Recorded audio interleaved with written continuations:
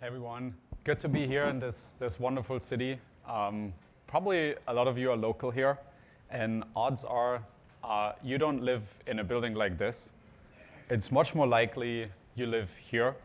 By the way, this is ChatGPT's attempt to put a Kubernetes logo on a building. Tried to hide that there. Didn't work out quite as well. I did have to double check, AI may be superior already, so want to make sure. Did CNCF change the logo? Not sure. Odds are that this is not the reality, and it more looks like this, to be honest. Especially if you're here in New York City. The New York Times talks about the everlasting scaffolding here. Not quite as ample parking, I guess, as in that ChatGPT-generated picture.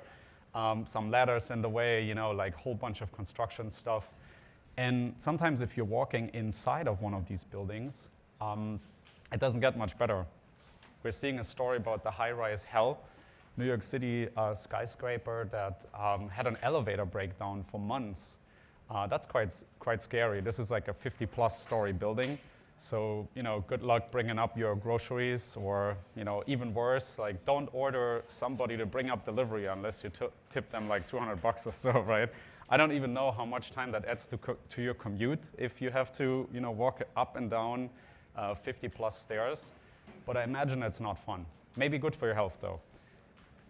And then sometimes when you go into these buildings and look at the apartments, it doesn't get much better. This tiny apartment doesn't even have a sink in the kitchen.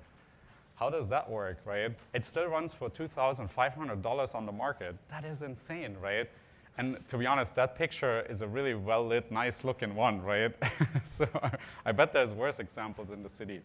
And if you're asking, landlords, tenants, sometimes the response that is actually quoted here, no one said it was ideal, right, is kind of describing in a state where it feels like people just don't care about the tenants.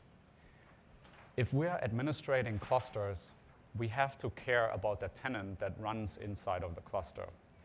All of the examples before describe a tenant experience that's really awful.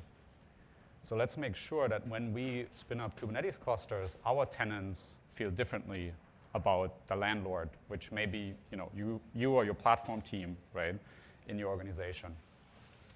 In a lot of cases, companies create a ton of Kubernetes clusters. They create one per team, per customer, per environment. That has been a pretty predominant model in the past couple of years. But the problem with this is you have a lot of duplication, right? You're shoving all these things in each one of these clusters, and then you have to lock somebody down because you don't want them to touch this Istio or this OPA, right? You just can't make them cluster admin.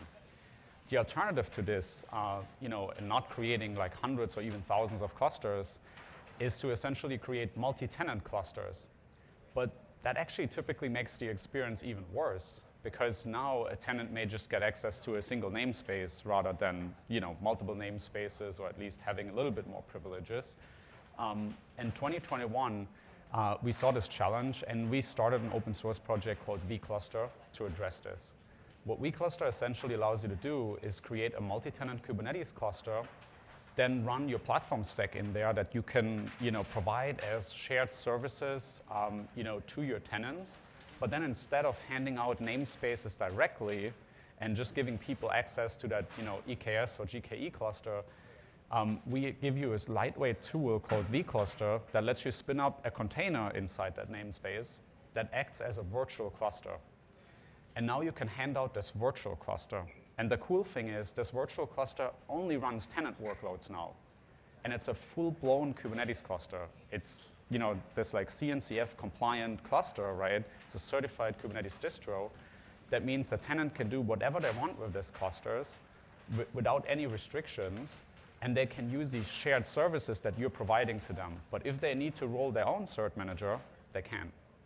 And that's a great tenant experience. If multi-tenancy is something that you're interested in, I'm giving a session that goes obviously a little bit more into the technical details later today, called Tenant Autonomy and Isolation in Multi-Tenant Kubernetes Clusters. It's at 12:20, right before lunch. And if you want to learn more, check out vcluster.com and our GitHub repository. Thank you.